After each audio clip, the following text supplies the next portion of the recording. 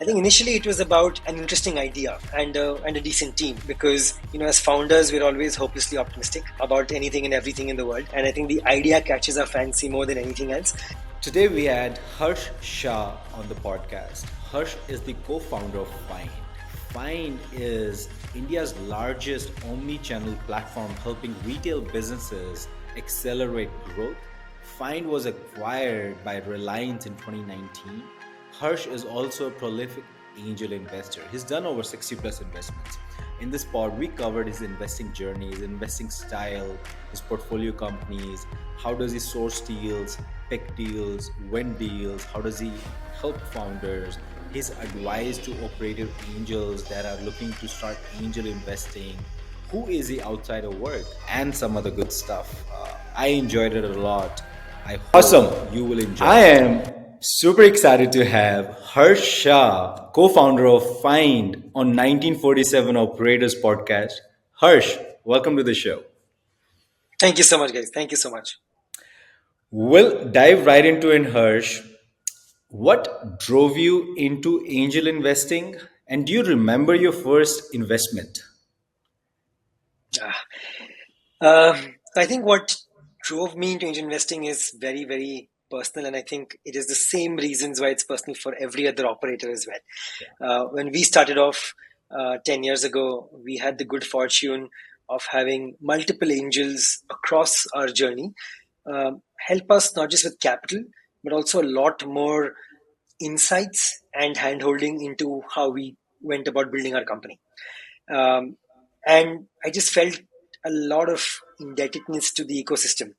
That this that is something that I'd love to play a part as well. So it started off with being, here's something interesting, and here's something meaningful and valuable that I'm able to give. Mm-hmm.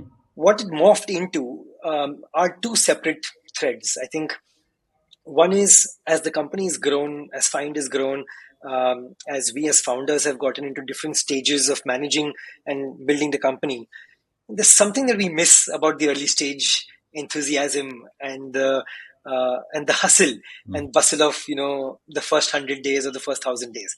And I think this is one way for me to vicariously live that. Yeah.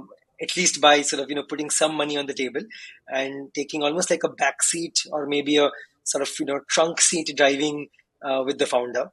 And the third thing that ends up happening with by doing this is it keeps me young, honest, and my ear to the ground to just look at new ideas and new spaces. Right. So I think it comes up with these three angles. I think financial performance of these investments is how I would judge my investment mindset by, but that is by no means the reason why I'm investing in startups. The first investment that we made was back in December 2015. A very small investment, a 2.5 lakh rupee check. It was to a company called Bizongo. It is a company which I'm still invested in, and they've done phenomenally well. And I think it began because Bizongo team were IIT Bombay juniors. They were also juniors at Opera Solutions, where Farooq and I used to work. And it just became one of those organic reach outs where they said, hey, we're looking to start something like this. We'd love to talk to you. And it was not a conversation for angel investment. It was purely a conversation for, hey, we're looking to start something. We'd just love to sit with you, get to learn how you guys started something. And we said, you know what, this seems interesting. How much ever money we had at that time to probably invest, we said we'll put some money in, and I think that's how our investment journey began. The 2015 to 2019 were few investments here and there, usually with a close circle. I think after 2019, after we got some amount of liquidity, after Reliance invested in Fynd, we're able to amp up our angel investing a lot more post that. But I think Bizongo still remains a very dear investment of mine because it was the first one, and it's done significantly well for me. Yeah. It's a special one. And Harsh, I had Akrit Vaish on the pod, and I'm sure you probably know him. And he had the similar take as well. And in fact, his favorite things is basically looking at portfolio founders' updates. From that's and he's learning a lot from those updates. That's keeping him fresh, relevant, understanding about new markets, new technologies. And Harsh, with this, how do you source deals? How do you pick deals? How do you win deals? And how do you help portfolio founders? On the sourcing side, there are four major areas of sourcing. I think one is cold outreach that happens on LinkedIn, email, WhatsApp. Either And this is completely cold, right? I mean, I don't know the person. We've got no overlap whatsoever. But someone just emails me or sends me a message on LinkedIn saying, "Hey, Harsh, this is what I'm building. Would love to spend some time thinking about it and see if you are interested in investing in us." So that is one way. Not a lot of deals have happened through that route. I think purely because the volume is just so high that for us um, to even read between the lines and try and pick something interesting. I think as founders, we're always interested in anything new, but to just sort of put some discipline in there, that source doesn't give as many conversions, but that's one. I think number two is existing networks of college or work. So IIT Bombay being one network, where you used to work, Opera Solutions being another network, Fynd being the third network, and also then other companies that I'm an investor in, their team members then sort of moving out and starting something. I think all of those become part of the professional network, right? Yes. That's the second source of deals. Fairly good chunk comes from there. Yeah. The third source of deals is essentially other operator angels. So Akrit being one of them, and you've got so many more in the ecosystem today that invest on the side, and we've got these multiple WhatsApp groups where we'll keep sharing deals. We will either tap on each other to try and get feedback. Basis some person's expertise and understanding there. So I think that becomes a good source of investment. And usually the conversion on deals is the highest for this channel. Yeah. And then the last is through more professional investors, either micro VCs, small funds, or even large VCs, right? Who know that I invest, who know that there are certain sectors in which I've had some experience in, and then they would reach out and say, "Hey, we're looking at this team, very interesting. I think you should look at them too." So I would say these are the four big sources of deal flow. Got it. And Harsh, you see a lot of deals. You speak to a lot of founders. What triggers you to invest? What's your investing criteria? Initially, and because this career has changed over time as well. I mean, as I've learned, as I've gone through the ups, downs, enthusiasms, the enthrallings, and the disappointments, and almost like sort of tearing my hair out situations. Also, I think I've learned how to manage this better, and I think I'm still learning. I think initially it was about an interesting idea, and a decent team. Because as founders, we're always hopelessly optimistic about anything and everything in the world, and I think the idea catches our fancy more than anything else. We're not tuned to do a lot of diligence on data, market, competitors, etc., because in our own companies, our belief has always been we'll build something good, we'll be able to then sell it and then make a large company out of it. So I think initially it was more about the idea. I think over time it's become more about the team's ability to identify and work long term in a problem. Because I think we've also ourselves gone through multiple pivots, and I think we've had white hair to tell us that pivots are absolutely fine. So what ends up being super important is a committed founding team which is willing to work in that problem area, which is a fairly large problem area, for at least 10, 15, 20 years. And if you've got both those in, no matter what money you put in, at a 15, 20-year horizon, you're always going to be up on that. I think as someone who's deploying our personal capital, we don't have to model for fund economics, exit multiples, IRRs, MOICs, and the likes of it. So as long as we're able to grow our capital, I think that's the lens that I would take. So good founders, committed founders, smart founders, willing to work in a problem area for the next 15, 20 years. Got it. Strong founders willing to work in a problem for the next 15, 20 years. You have those, Yes. reach out to Harsh.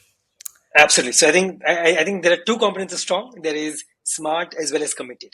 Right. So I think both are equally important. Got it. And Harsh, you've done over 50 investments. Maybe let's talk about some of your portfolio companies, some of the big wins, and Right. some misses. Of And what were course. the Absolutely. learnings from them? All right. Let's start off with the wins per se. Bizongo, which is my first investment, is definitely a huge win.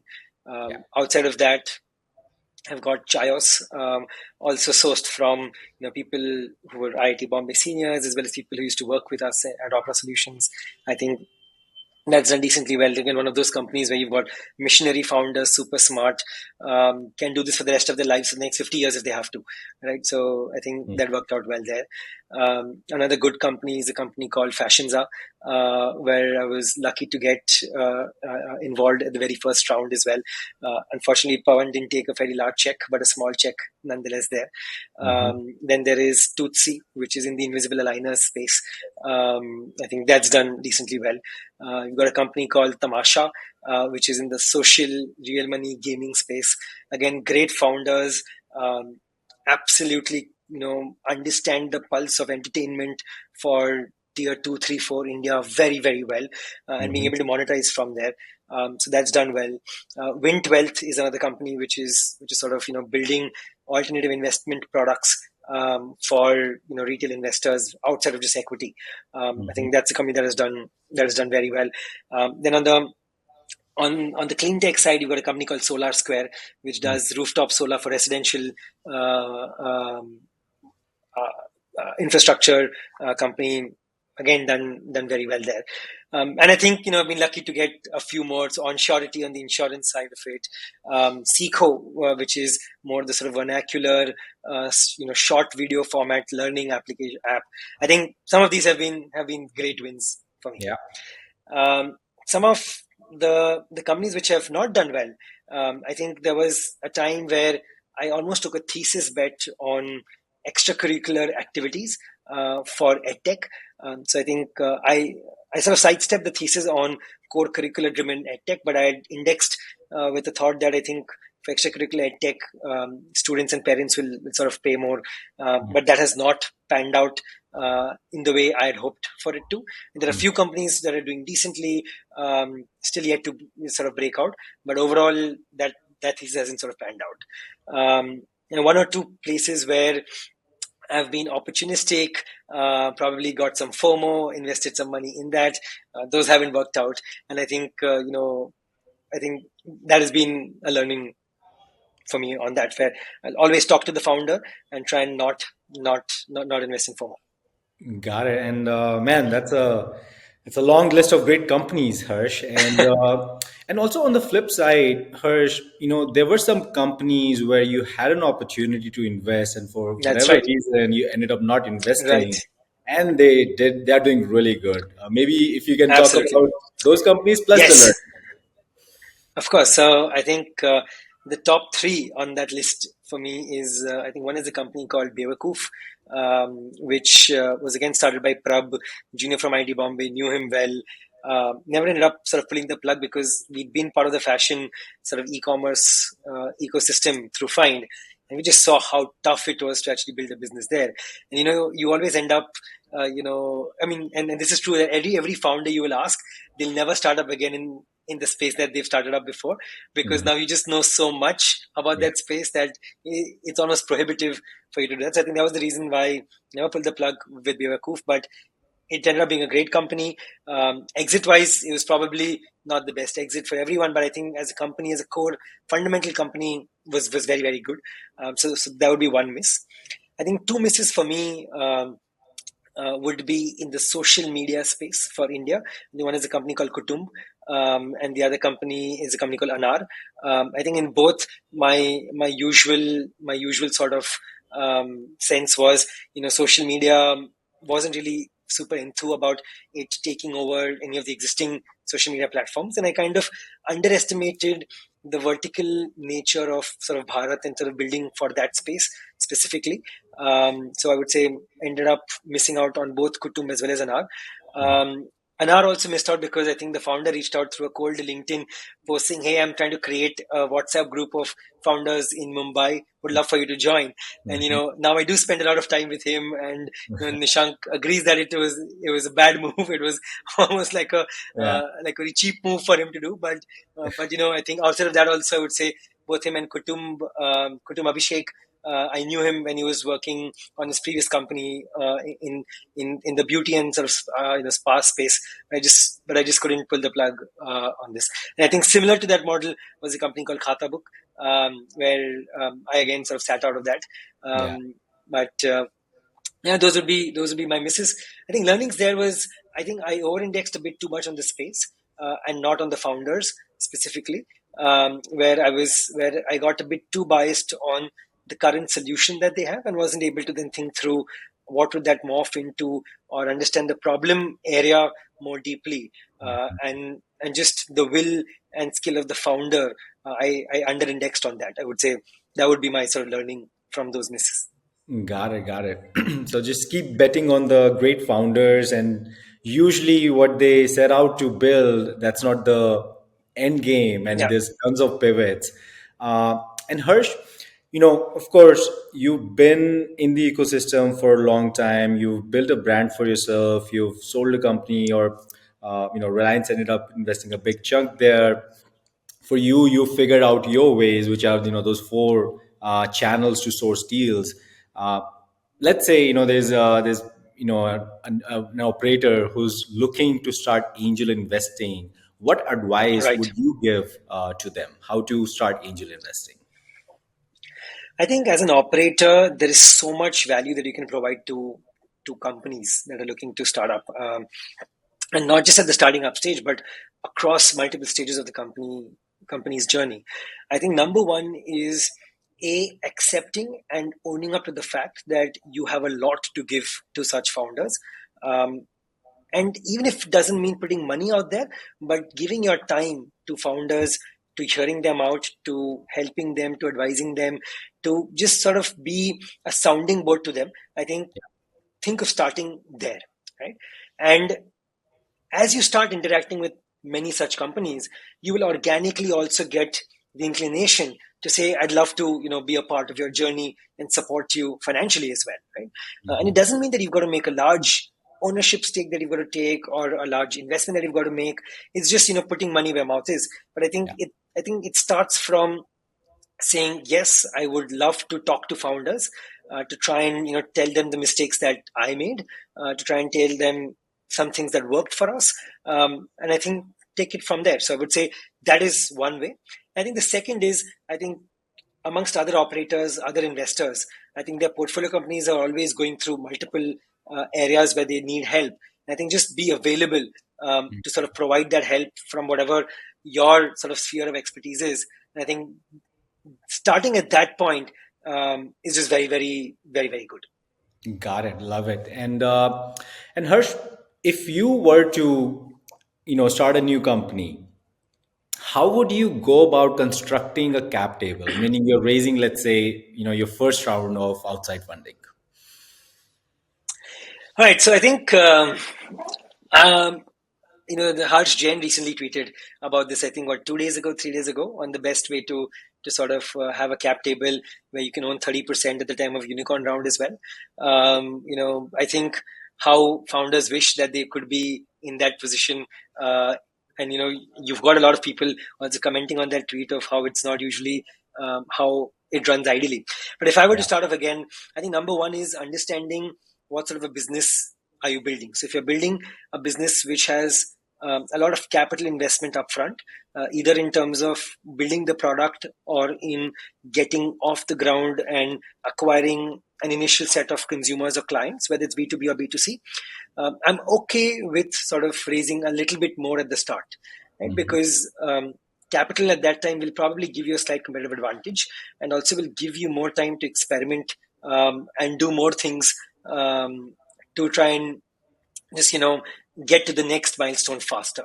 Mhm. um, I think I keep telling this my sort of portfolio companies as well, that even if you were to raise whatever 200 $500,000 more in the first round, I think the worth of the last $500,000 in your bank is significantly higher than the worth of the first $500 in your bank. Mm-hmm. Right. So I think it's okay if you were to try and raise slightly more, given that you're building a company which requires a significant upfront capital from either a build perspective or a go-to-market perspective. If you're not building one of those companies where there is a where you are able to build out and you're able to scale iteratively, at very well defined milestones, I think then you should probably take less capital upfront, and ideally just get operator investors on board, and maybe one or two sort of institutional investors, ideally just one institutional investor, who can sort of anchor that round for you with probably just 10-15% dilution there, but iteratively build that and take a view of running the business for the next 20 years. So then don't try and over optimize for something for the first 6 months to 18 months, 24 months, if you're going to build that business for the next 20 years. So for iterative businesses, I think be supremely hawkish with how you end up building your cap table, and with whom you would actually do an agreement or do a deal with, and who you get on board as an investor. I think even amongst operators, pick the right operators who can help you navigate those systems better. And then pick the institutional investor who can help anchor this round and hopefully the next round also. Got it. Be mindful of what kind of investors you're inviting, and just think long term. And I think depends on the type of company that you're building. So if you're building a B2C business where initial network effects are supremely important, it's okay to raise a bit more. Yeah. Right. And if you're building something in the deep tech space where product building itself will take significant investment, it's okay to sort of raise a bit more. But if you're building something on the B2B verticalized SaaS play where you can go iteratively building the business in line with building the product, I think you can be a bit hawkish. Got it. Got it. With this, Harsh, my co-pilot has been knocking my back. He wants to get in. So he's asking Absolutely. you, Harsh, if money and attention are not needed anymore, what would you work on?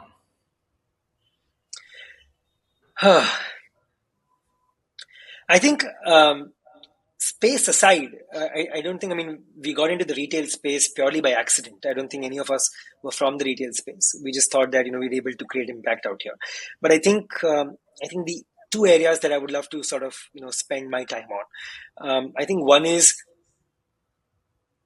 spending a lot more time on the 0 to 1 journeys, whether it is within Fynd or outside of Fynd, right? So whether it is through other portfolio companies or whether it is, within the company as well, starting new initiatives, starting new business lines, new product lines. I think spending a lot more time on the 0 to 1 journeys, because I think that's where I really enjoy myself. And, I believe that I'm able to provide a lot more value and impact on that side. And I think the second would be to actually get a much larger view on sort of looking at problems on a global macro scale. So I think 2-3 areas would be definitely on the climate and sustainability side of it. Another one would be on the sports and sort of extracurricular activity side of it. I think these would be the sort of 2 areas, and probably the third would be globalization, right? So I think companies that are sort of driving, or ideas that are driving globalization, I would say these would be sort of the 3 areas that I would love to spend more time in. I think at Fynd, we're doing globalization also within Fynd. So I think that's something there. But I think amongst the portfolio companies, I think sports, sustainability, I think are 2 areas that I'd love to spend more time in. Got it. And Harsh, how much of your success would you attribute to luck, and why, if you do? So I think luck plays a very, very large role. Probably about 50% role there. The other 50% is you doing things to increase the surface area of luck. Yeah. Right. So you've got to be at it in order for you to find yourself at the right place at the right time. Yeah. Right. So I think luck is supremely important, but I think it's sort of half important. The other half is just doing everything possible to try and increase the surface area of luck. Gotcha. Got it. And Harsh, what's your relationship with money? I think it's an important aspect of our lives today to allow us to pursue uh, decisions and passions without having to think about a near-term financial return on those. Um, but I think it's super important for you to have a large part of your um, the work that you do uh, being accretive financially, because I think at the end of the day it's not really money, but money kind of signifies the value that you're providing, um, and and uh, and I think those two are linked. So there's a large part of your work which should be towards value accretion, which will probably flow into sort of financial, more sort of tactically speaking, money, and then Mhm. having a significant portion of it, and the significant changes for different people, but having that sort of critical mass that allows you to do things which doesn't require you to get financial benefits in that quarter, in that month, in the next 6 months to a year. Mhm. Got it. Got it. And Harsh, we know you because of as an entrepreneur. We know you as an operator angel. What do your friends know you for? Who are you outside of work? Okay, I think outside of work, my friends know me. I think in the last 2 years as a supremely doting dad of a baby girl. I think that's one large part of my identity now.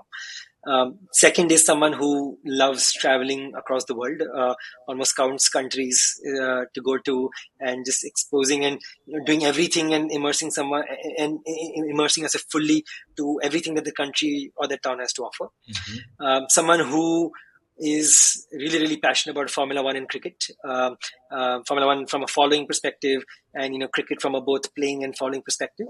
And someone who prides on having a very high UUIQ.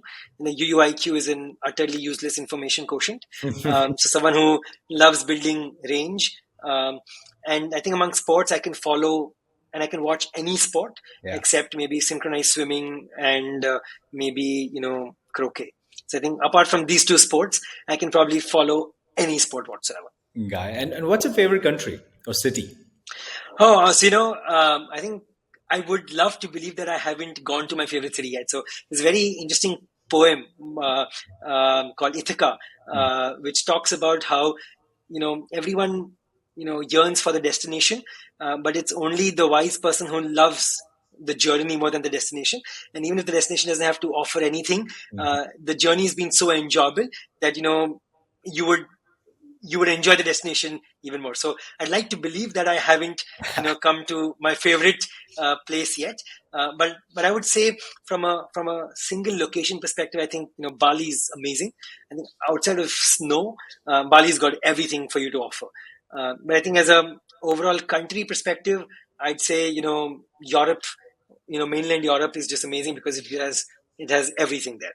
So yeah, I mean, if you had to pick some one place to go to, I think Bali would be their one place. Yeah. Now I wonder why your friends say that you love traveling. Man, your energy level went on another level. Another level when I asked you what's your favorite country and or city. But There you go, right? but Yeah. Harsh, thank you so much for doing this, coming on the pod, and really walking us through your investing journey. I had so much fun. Thank you so much. Thank you so much, Shiva. Thank you.